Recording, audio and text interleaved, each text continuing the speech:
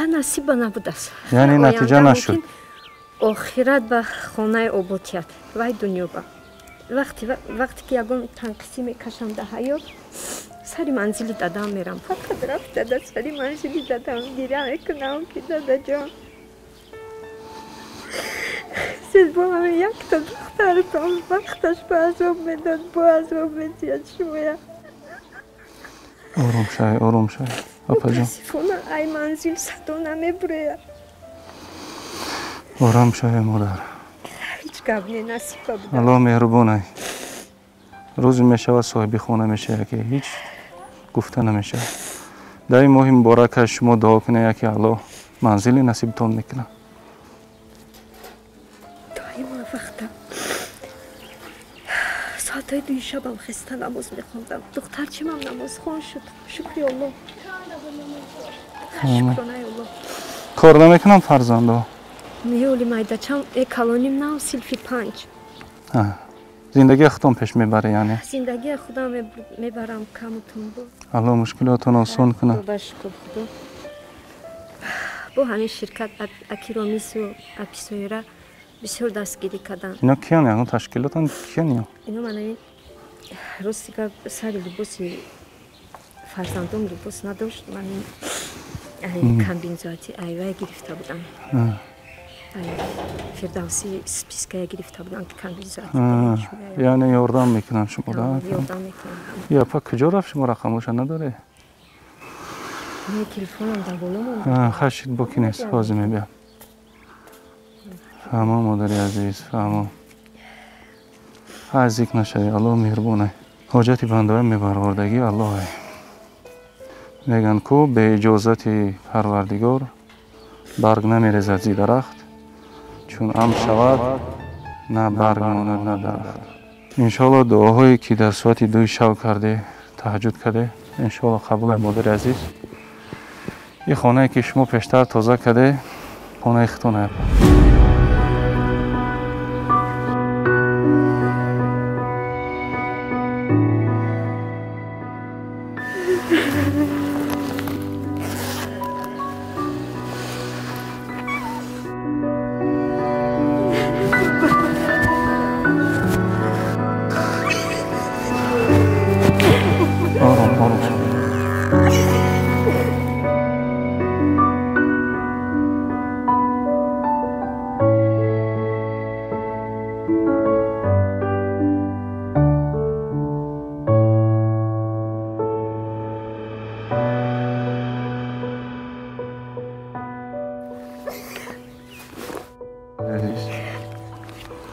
شرطنامه خرید فروش امضا میکنه و پیسورشون بعدا میسپاره خب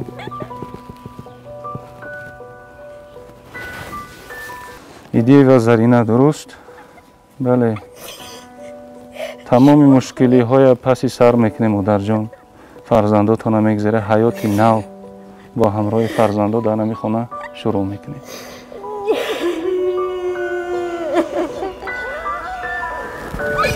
آرام شده ماهیره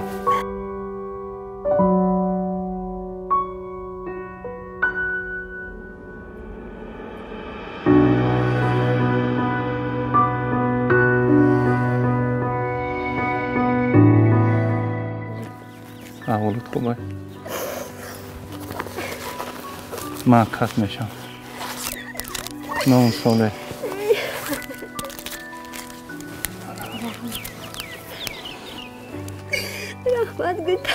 رحمت گفت مادر جان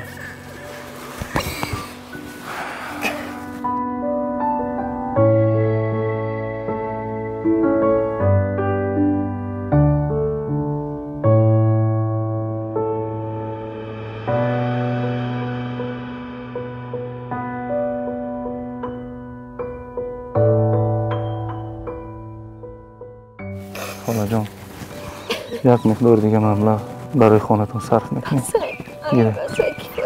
این حق شما من تنها یک خط دارم مادر جان من حق رسیدن ندارم امانته تمام مادر جان آروم شوید خیزی مادر جان خیزی مادر یاردم Tamam. Xezi mother jon.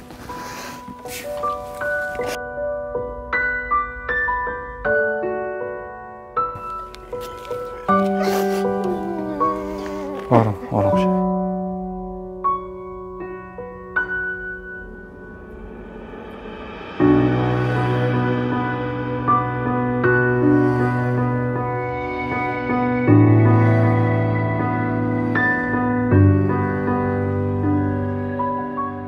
Tamam xolajon, duray.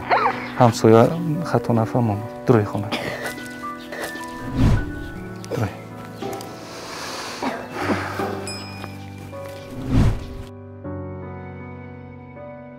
مکتوب نوبتی به سراغش رسید.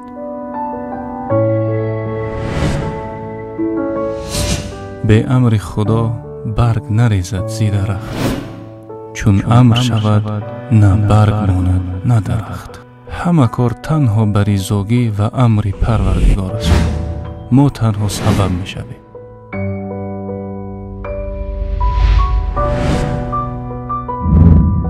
کسانی که در عملی گرداندن آرزوی مادر و فرزندان سهم گذاشتند، الله قصرهای جنتی را برایشان نصیب گرداند. عاید بعضی مسئله های داخلی ما سکوت اختیار کردیم، اما کوتاه کرده گوییم این عائله در شرایط وزنین قرار داشت و حقیقتا ظلم و ستم زیاد دید.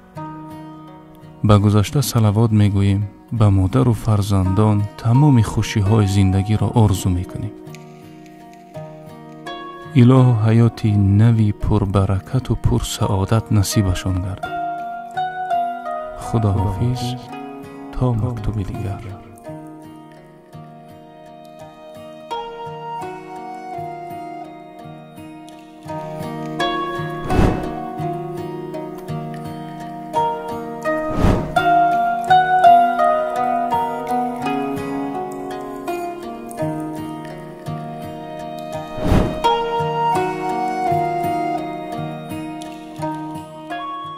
صورت حساب‌های برنامه صالحین برای همه عائله‌های نیازمند و کارهای خیر می‌باشند.